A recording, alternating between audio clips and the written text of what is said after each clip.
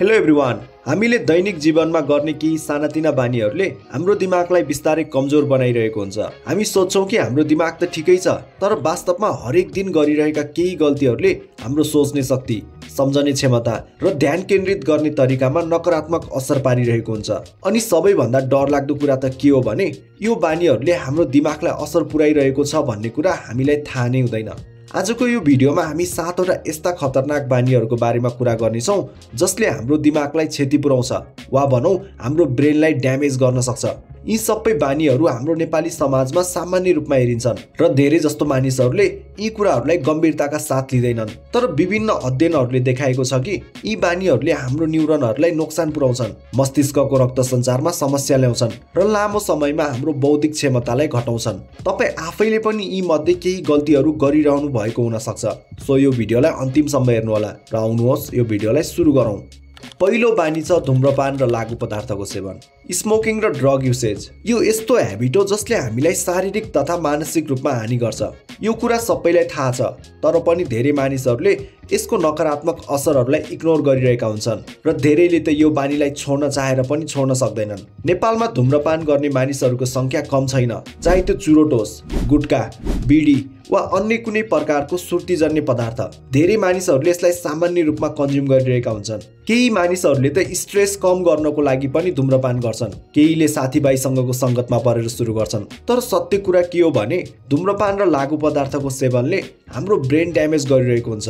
लामो समयसम्म धुम्रपान गर्ने मानिसहरूमा स्ट्रोक र डिमेन्सिया जस्तो खतरनाक रोगको जोखिम धेरै बढी हुन्छ। अध्ययनहरूले देखाएको छ कि धुम्रपान गर्नेहरूको मस्तिष्कको शक्ति कम हुँदै जान्छ।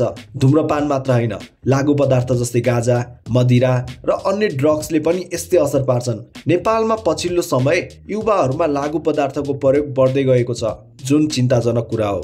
यी पदार्थहरूले ब्रेनमा केमिकल ब्यालेन्स डिस्टर्ब गर्छन्, डिसिजन मेकिङ, मेमोरी पावर र फोकसलाई पनि कमजोर बनाउँछन्। धुम्रपान र लागु पदार्थ छोड्नु सजिलो छैन, तर यदि तपाईँ आफ्नो दिमागलाई स्वस्थ र लामो समयसम्म सक्रिय राख्न चाहनुहुन्छ भने यो बानीलाई आज नै त्याग्नुहोस्। सुरुमा गाह्रो हुन सक्छ, तर परिवार, साथीभाइ वा डाक्टरको सहयोगले यो सम्भव छ। याद राख्नुहोस्, तपाईँको मस्तिष्क तपाईँको सबैभन्दा मूल्यवान सम्पत्ति हो र यसलाई बचाउनु तपाईँको जिम्मेवारी हो।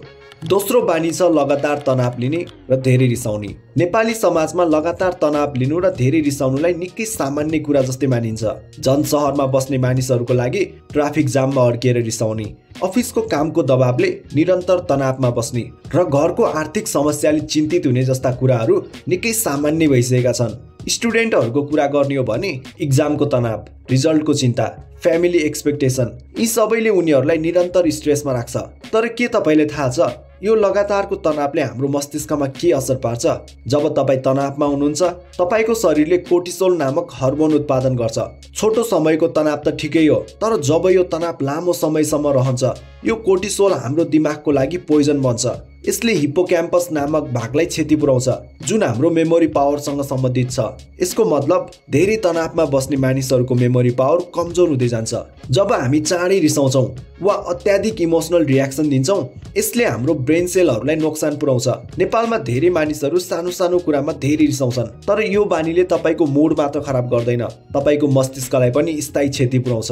त्यसैले ध्यान, योग र गहिरो सास फेर्ने अभ्यास जस्ता सरल तरिकाहरूले तनाव कम गर्न सकिन्छ। र सबैभन्दा महत्त्वपूर्ण कुरा, सानो सानो कुरामा रिसाउन छोड्नुहोस्। जिन्दगी छोटो छ र तपाईँको दिमाग यति मूल्यवान छ कि त्यसलाई रिसमा बर्बाद गर्नु हुँदैन। तेस्रो बानी हो निन्द्राको कमी। काम गर्दै होस् वा यत्तिकै, नेपालमा धेरै मानिसहरू राति ढिलोसम्म बस्छन्। स्टुडेन्टहरू इक्जाम नजिक आएपछि रातभर पढ्छन्, अफिसमा काम गर्नेहरूले लेट नाइट सिफ्टमा काम गर्छन् र धेरै जसो युवाहरू मोबाइल फोनमा सोसल मिडिया स्क्रोल गर्दै रातको 12-1 बजेसम्म जागिरहन्छन्। धेरै मानिसहरू 4-5 घण्टा सुतेर पनि फ्रेस फिल गर्छन्, तर वास्तवमा निन्द्राको कमीले हाम्रो दिमागलाई गम्भीर क्षति पुर्याउँछ।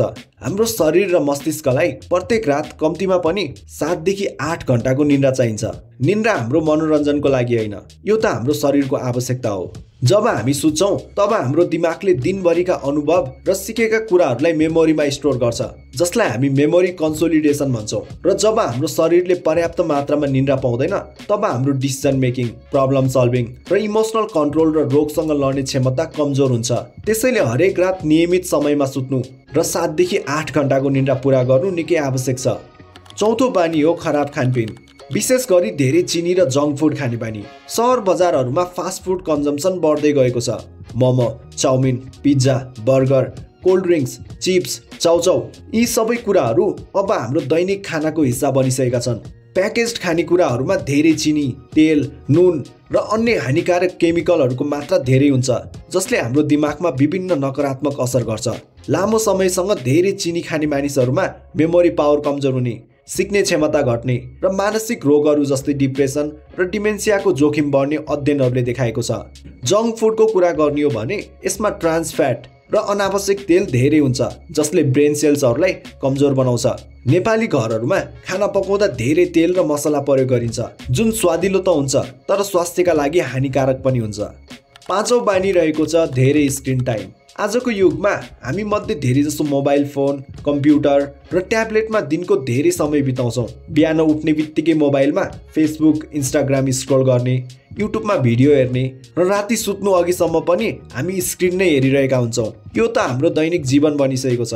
नेपालमा पनि स्मार्टफोनको बढ्दो प्रयोगसँगै धेरै मानिसहरू दिनको 5 देखि 6 घण्टा भन्दा बढी स्क्रिनमा बिताउँछन्। विशेष गरी युवा पुस्ता त लगभग स्क्रिनमा नै बाँचिरहेका छन्। तर लगातार स्क्रिनमा हेरिरहँदा हाम्रो मस्तिष्कलाई निरन्तर उत्तेजनाको बाढी आउँछ, जसलाई हामी डोपामिन भन्छौँ। फेसबुकमा एउटा पोस्ट, त्यसपछि इन्स्टाग्रामको स्टोरी, फेरि टिकटकको भिडियो अनि युट्युबको सर्ट्स। यो निरन्तर उत्तेजनाले हाम्रो मस्तिष्कलाई एउटा ठाउँमा केन्द्रित हुन दिँदैन। परिणामस्वरूप हाम्रो एटेन्सन स्प्यान, यानि कि हाम्रो एउटै काममा ध्यान दिन सक्ने क्षमता घट्दै जान्छ।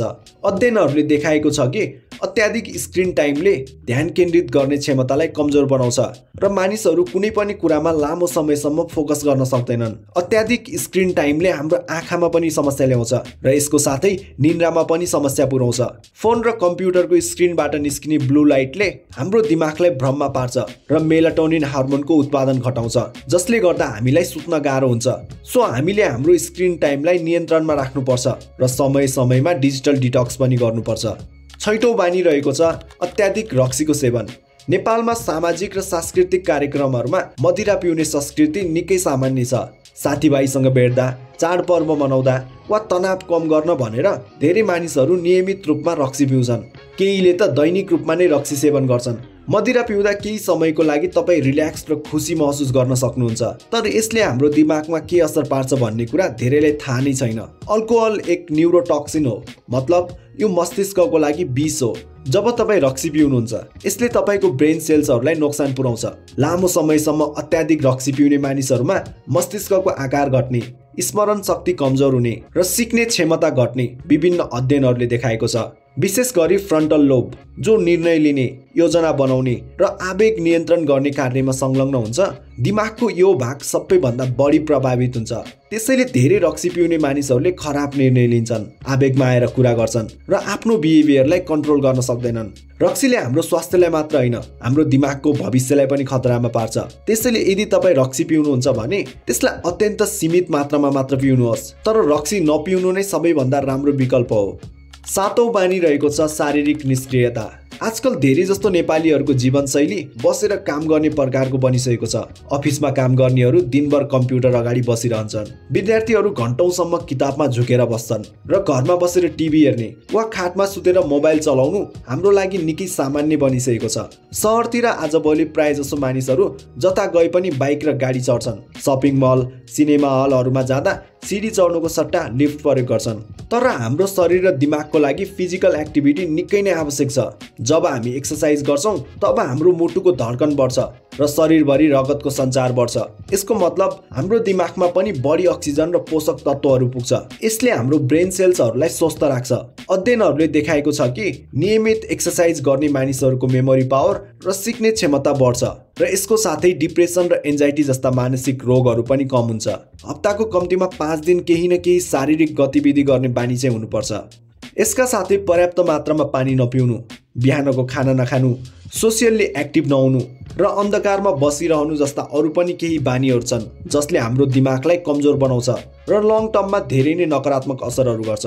सो यस्तो ह्याबिटहरूलाई सकेसम्म चाँडै नै हटाउनु पर्छ र राम्रो जीवन बाँच्नको लागि राम्रो बानीहरू हुनु निकै आवश्यक छ। हामी सबैले याद गर्नै पर्ने कुरा भनेको चाहिँ हाम्रो दिमाग हाम्रो सबैभन्दा मूल्यवान सम्पत्ति हो र यसको हेरचाह गर्नु हाम्रो जिम्मेवारी हो। सो यो भिडियोको लागि यति नै थियो। तपाईहरुलाई यो भिडियो कस्तो लाग्यो? राम्रो लागेमा भिडियोलाई लाइक र च्यानललाई सब्स्क्राइब गर्न भने नबिर्सिनु होला। आजको लागि यति नै। I will see you in the next video. Piece.